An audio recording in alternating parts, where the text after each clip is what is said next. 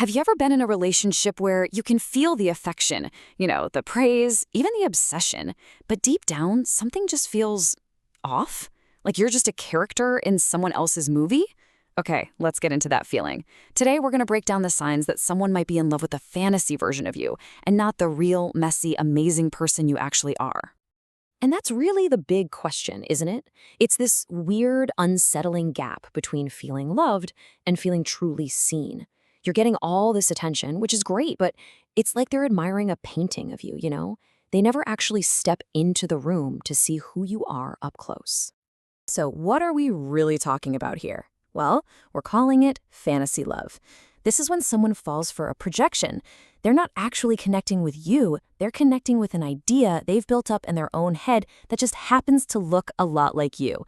And yeah, it's a flattering illusion for sure, but at the end of the day, it's still an illusion. All right, let's get into the specifics. How can you actually spot this early on? We can think of these as the rose-tinted red flags. They look and feel like this amazing, intense romance on the surface, but they're really signs that you're being put up on a pedestal. It's funny, it often follows this really predictable pattern, almost like a fantasy playbook. First, they fall incredibly fast, like insanely fast. They're calling you perfect before you've even had a real deep conversation. Second, they admire your surface level stuff, your accomplishments, your smile, but they never really ask about your fears or your struggles. And third, the praise is always for your easy treats, right? Like being low maintenance or always happy. This whole playbook, it's not random. There's actually a psychological term for what's happening here, and it's called idealization. This is when someone basically projects all their own hopes and their own unmet needs onto you. They aren't seeing you clearly, they're seeing a solution to their own story, a character they needed to cast. And this gets right to the heart of the problem. When someone tells you you're perfect way too soon, it's a huge sign that what they're really falling for is their idea of you, not the full, complex, beautifully imperfect human you actually are. They're completely missing the real person standing right in front of them. Okay, so being put on a pedestal, it might sound nice at first, right? Who doesn't want to be adored? But it comes at a really steep price. Let's talk about the emotional cost of having to constantly live up to somebody else's fantasy. This is the crucial part. You start to sense, maybe not even consciously, that their affection is conditional. So what do? You shrink. You stop asking for what you need. You just smile through the discomfort because you're terrified that the second you become too much or too real, the fantasy will shatter and so will their affection. The physician and author Dr. Gabor Mate has such a powerful insight on this. He says many of us learn to trade our authenticity for attachment. Just let that sink in for a second.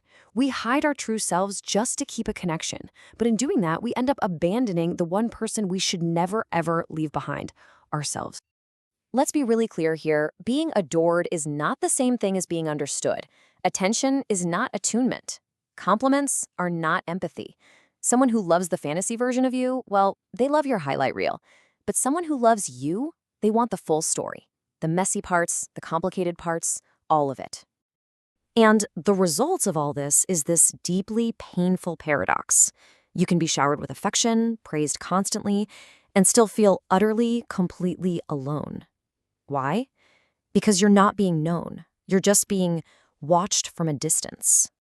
But here's the empowering part. This is where the story can change. What happens when you decide you're done performing? This is where you finally get to choose yourself, even if it means that whole illusion has to come crashing down.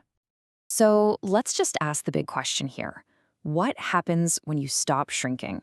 When you start setting boundaries, speaking your truth, and really growing into the person you're meant to be? Well, the answer is simple, but it is so, so powerful. Your growth breaks their illusion. Your real, authentic self is the one thing their fantasy just cannot survive. So why do they pull away? Well, think about it. You're suddenly not so easy to manage or to fit inside their neat little box. Your real self is a direct threat to their idealized image of you.